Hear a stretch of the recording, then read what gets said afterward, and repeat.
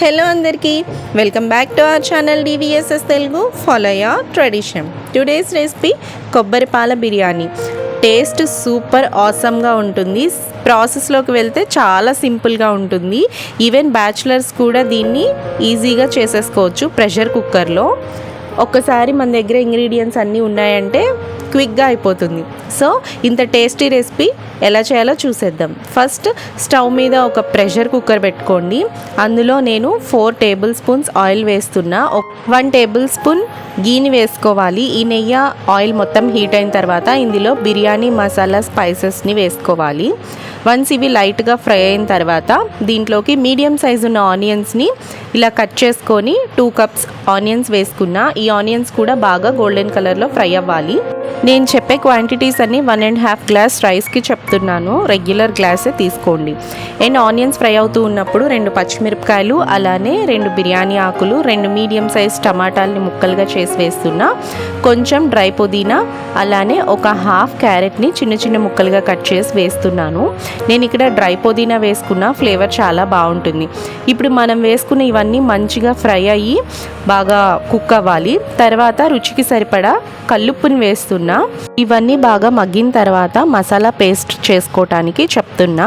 ఈ మసాలా పేస్ట్కి ఒక చిన్న సైజు కొబ్బరి ముక్క, అల్లం వెల్లుల్లి, బిర్యానీ దినుసుల్లో చెక్క, లవంగాయ, ధనియాలు, గసగసాలు, 1 స్పూన్ జీలకర్ర వేసుకొని ఇలా మసాలా పేస్ట్లా చేసుకోవాలి. ఇప్పుడు ఈ మసాలా పేస్ట్ని మొత్తం మనం వేసుకున్న ఆనియన్స్కి బాగా కలిసేలా కలుపుకొని పచ్చివాసన పోయేంత వరకు వేగించుకోవాలి, ఫ్రై చేసుకోవాలి.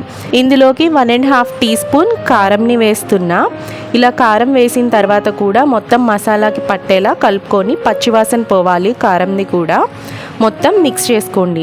ఇలా మిక్స్ చేసుకున్న తర్వాత కొంచెం కొత్తిమీర, అలానే ఉల్లికాడలు వేసి కూడా నేను ఒక 2 మినిట్స్ పచ్చివాసన పోయేంత వరకు ఉంచా. నేను ఇక్కడ 1.5 గ్లాస్ బాస్మతి రైస్ని ముందుగానే నానపెట్టి పక్కన ఉంచాను. సో నీళ్ళని వడకట్టి ఇప్పుడు ఇందులో ఈ బిర్యానీ రైస్ని కూడా వేస్తున్నా. రెగ్యులర్ గ్లాస్తోనే వేశాను. బిర్యానీ రైస్ అనేది విరగకుండా ఒకసారి మొత్తం మసాలా కలిసేలా ఒక 2 మినిట్స్ మొత్తం కలుపుకున్న తర్వాత మనం ఏ గ్లాస్తో రైస్ తీసుకున్నామో ఆ గ్లాస్తో 1.5 గ్లాస్ బియ్యానికి 2.5 గ్లాసుల కొబ్బరి పాలను వేస్తున్నా. ఒక కొబ్బరికాయని ముక్కలుగా చేసి మిక్సీలో వేసి ఆ పాలని స్క్వీజ్ చేసి పక్కన పెట్టుకోవాలి వడకట్టుకొని. ఆ పాలని నేను 1.5 గ్లాస్ బియ్యానికి 2.5 గ్లాసుల కొబ్బరి పాలను వేసి కొంచెం కొత్తిమీర, అలానే ఉల్లికాడల్ని వేసి విజిల్ పెట్టేశాను. 3 విజిల్స్ వచ్చేంత వరకు అలా ఉంచేసుకోవడమే. 3 విజిల్స్ వచ్చిన తర్వాత ప్రెషర్ మొత్తం పోయాక విజిల్ తీసేసి నేను మీకు ఇక్కడ చూపిస్తున్నాను. చూడండి, మనకి ఇంకా కొబ్బరి పాల బిర్యానీ అన్నది రెడీ అయిపోయింది. చూసారా మొత్తం ఎంత బాగుందో, మసాలా అంతా పైకి వచ్చి ఒక్కసారి మనకి బియ్యం గింజ అనేది విరగకుండా కింద నుంచి పైకి ఒకసారి మొత్తం కలుపుకోవాలి. యమ్మీ యమ్మీ కొబ్బరి పాల బిర్యానీ అయితే మనకి రెడీ అయిపోయింది. ఇంకెందుకు లేటు, వేడి వేడిగా సర్వ్ చేసేసుకుందామా. సో ఇక్కడ నేను సర్వింగ్ చేసేస్తున్నాను. మీరు దీన్ని నాన్ వెజ్తో అన్న కాంబినేషన్ చేసుకొని తినచ్చు, లేదా వెజ్తో అన్న కాంబినేషన్ చేసుకోవచ్చు. బట్ ఇలా ప్లెయిన్గా కూడా తిన్నా సూపర్ టేస్టీగా ఉంటుంది. నార్మల్ బిర్యానీ మీద ఇంకా టేస్ట్ ఎక్కువ వస్తుంది, మనం కొబ్బరి పాలతో చేసాం కాబట్టి. దీన్ని ఏదైనా కర్రీతో, అలానే పెరుగు చట్నీతో కాంబినేషన్ చేసుకొని ఆనియన్స్ వేసుకొని తింటే సూపర్గా ఉంటుంది. కన్ఫామ్గా ట్రై చేయండి. ప్రెషర్ కుక్కర్లో చాలా ఈజీగా అయిపోతుంది.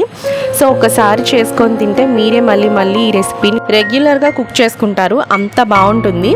సో ఈ వీడియో కనుక మీకు నచ్చితే మన ఛానల్ని కన్ఫామ్గా సబ్స్క్రైబ్ చేసి పక్కనే ఉన్న బెల్ ఐకాన్ని క్లిక్ చేసి ఆల్ అని క్లిక్ చేస్తే నేను వీడియో పెట్టగానే మీ వరకు నోటిఫికేషన్ వస్తుంది. లైక్ చేయండి, మీ ఫ్రెండ్స్ అండ్ ఫ్యామిలీ మెంబర్స్కి షేర్ చేయండి.